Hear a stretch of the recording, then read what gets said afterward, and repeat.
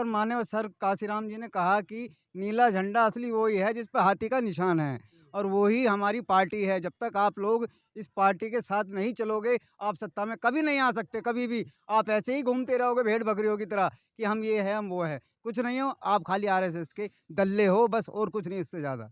कभी राहुल गांधी बनेंगे, कभी मोदी बनेंगे, लेकिन बहन मायावती पर चर्चा क्यों नहीं होगी? 4 बार की मुख्यमंत्री है दलित समाज से, तो एक चर्चा तो उठनी चाहिए। ये आरएसएस का राज हुआ तो बहन मायावती की वजह से हुआ। आरएसएस का राज हुआ तो बहन मायावती की वजह से हुआ। सुन लीजिएगा, एक गलती इन्होंने मंच पे पकड़ लिया कि शपथ ग्रहण में चल गए।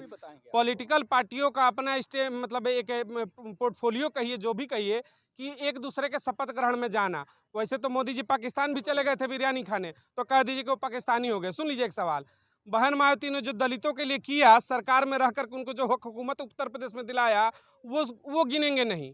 गिनेंगे क्या कि वो आरएसएस वाली हो गई। दिक्कत यही है कि जब जब इस नाम पर मैं चर्चा करता हूं ना, ये सवाल उठ जाता है कि वो बी टीम है, सी टीम है। अरे आप कौन सी टीम हो भाई?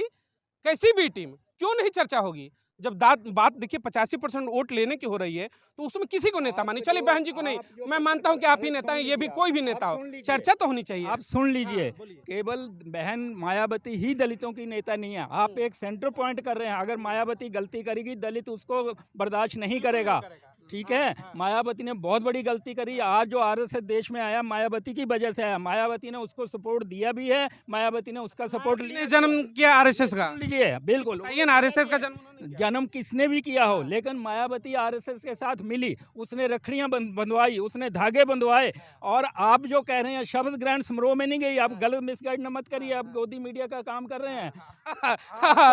आ गए, मैं जिस ट्रैक पे शुरू में कहा था ना, यही चर्चा हो गई। हाँ, आप गलत कह रहे हैं। मायावती केवल स्टेज पे नहीं चढ़ी, बीजेपी का प्रचार भी किया, हाँ, मोदी का प्रचार किया। वो हिमाचल में जाने वाली थी, जब समाज ने विरोध किया तो वो जो हिमाचल से रुकी है। और विचार वो आरएसएस का, सुन लीजिए, आरएसएस का केवल जो आज जो अगर दलितों का टोटल मिला के देखा जाए, अगर किसका सबसे ज्यादा जितने भी लोग हैं, मैं इनको दावे से कहता हूँ, ये सारे इंदिरा गांधी के टाइम में प्रोडक्ट बने हैं। उन्होंने इनको शिक्षा दी, मकान दिए। तो इसका मतलब ये नहीं है कि जातिवाद आप फैला रहे हो कि जाति वजह से।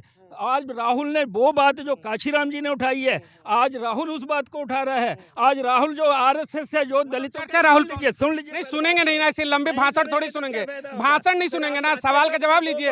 आपका भाषण थोड़ी हम 1.5 घंटा सुनेंगे, आप सुन तो लीजिए ना। आप मेरे सवाल है, नहीं आपका भाषण थोड़ी सुनेंगे। सुनूंगा मैं।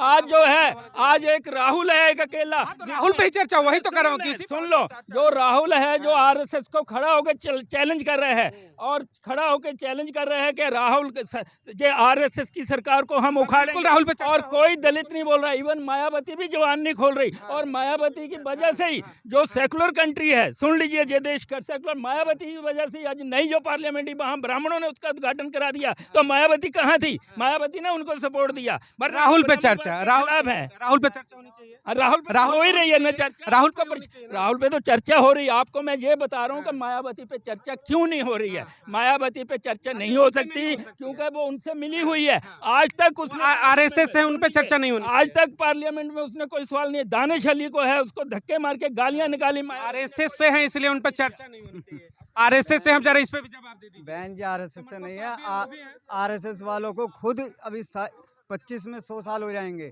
और ये खुद आरएसएस के ही दिल्ली हैं और कोई नहीं है। बाकी बहन जी आरएसएस से कभी नहीं मिली हुई हैं। वो नहीं चाहेंगी कि भी हम कभी भी आरएसएस वालों से मिलें, क्योंकि अगर आरएसएस वालों से हम मिलेंगे तो इस देश का कभी भी भला नहीं हो सकता, क्योंकि आरएसएस वाले खुद विदेशी हैं और विदेशियों के साथ हम कभी मिलकर नहीं रहेंगे। कहा था कि चर्चा होगी तो बड़ी पेट में दर्द होता है। दर्द इतना पहुंच गया कि उनको भाजपाई और आरएसएस सब कुछ बना दिया। बिल्कुल, देखो ये लोग तो मनुवादियों के साथ खुद मिले हुए हैं, और ये कभी नहीं चाहेंगे कि हमारी बहन बेटी को एक देश की प्रधानमंत्री बने और इस देश का भला करे। ये लोग सिर्फ अपना ही भला चाहते हैं कि हम नेता बन जाएं, हम नेता बन जाएं। अरे वो भी तो, उसको भी तो देखो, उसने इतनी साल मेहनत करी है। मान्यवर साहब काशीराम जी ने उनको क्यों बनाया अध्यक्ष? इसलिए बनाया कि हमारी एक बहन बेटी आए, इस देश को संभाले और हमारा उद्धार हो, इस देश को आगे बढ़ाया जाए। जरा एक चर्चा आ रहा हूँ। हाँ, क्या कर रहे बताइए। अगर समर्थन दे भी दिया है राहुल को, और वो प्रधानमंत्री राहुल ही बन गए और बहन जी को नहीं बनाया, तो फिर आप कैसे कह सकते हो कि बहन जी को आज झुकना चाहिए? बहन जी को झुकना नहीं चाहिए, उनको बहन जी का साथ देना चाहिए और उनको पीएम बनाना चाहिए। एक ऑप्शन और है इंडिया गठबंधन के पास, और कांग्रेस की लीडरशिप के पास जो उनको ब्लेम लगता है, करें खड़गे साहब को पीएम का कैंडिडेट घोषित। और कैसे आप उन मुद्दों पे जा रहे हैं, खड़गे साहब बनेंगे, कभी राहुल गांधी बनेंगे, कभी मोदी बनेंगे, लेकिन बहन मायावती पे चर्चा क्यों नहीं होगी? 4 बार की मुख्यमंत्री है दलित समाज से, तो एक चर्चा तो उठनी चाहिए। बने जिसको बनना है, लेकिन चर्चा क्यों नहीं होती है? पहली बात तो ये है, एक सेकंड, पहली बात तो ये है, इंडिया के लोगों को 90% को ये नहीं पता यहाँ पीएम का चुनाव नहीं होता। आप अपना एमपी ईमानदारी से चुनिए। एमपी ही चुनेगा, लेकिन चेहरा तो होगा ना, चर्चा तो हो सकती है ना। चर्चा हो सकती है, ये बेहतर है ना, बेहतर है। बेहतर है ना, बन सकती है ना। मेरी बात सुनिए, देखिए सर, अगर बहुजन समाज में, अगर दलित में अगर कोई राष्ट्रीय स्तर पे है तो बहन मायावती जी है।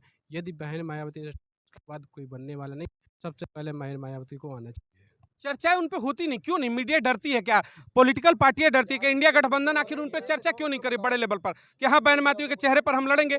पिछड़े का वोट चाहिए आपको, 85% का वोट चाहिए, लेकिन उसके नेता को आप अपना नेता क्यों नहीं मानते? मानते हैं, अच्छे से मानते, सब लोग मानते, बट बाहर नहीं आ रहे हैं ना। वही है ना, इतने सारे संगठन बना रखे हैं इन्होंने, संगठन इनको सबको एक प्लेटफार्म आना चाहिए। इतनी एट्रोसिटी हो रही है। मेरे सबसे अब सवाल है, देखो आप सम परिवार के लोग खड़े हैं, बहुजन समाज के लोग हैं, कि मायावती का मुझे एक ट्वीट बताओ, एक बयान बताओ, तमाम दलितों पे एट्रोसिटी हो रही है, महिलाओं को इज्जत लूटी जा रही है, मणिपुर पे हिंसा हो रही है। मायावती ने ऐसा ठोस कौन सा ऐसा बयान दिया हो जिससे कि सरकार, सुन लो, सरकार हिली हो? ऐसा कौन सा ठोस आपने प्रोटेस्ट करा हो रामलीला मैदान में? आप सुन तो लो। आपने कहा कि मायावती ने कौन सा ट्वीट किया, सुनिए मैं आ रहा हूँ। आपने जो कहा मैं सवाल समझ गया कि बहन मायावती मुखर होकर क्यों नहीं आ रही है। थोड़ी शुरुआती दौर थे तो बहन मायावती ने वो संघर्ष किए सड़कों पर कि गेस्ट हाउस कांड जैसे इस देश में कांड हुए, जहां पर जान जाने की नौबत आ गई थी।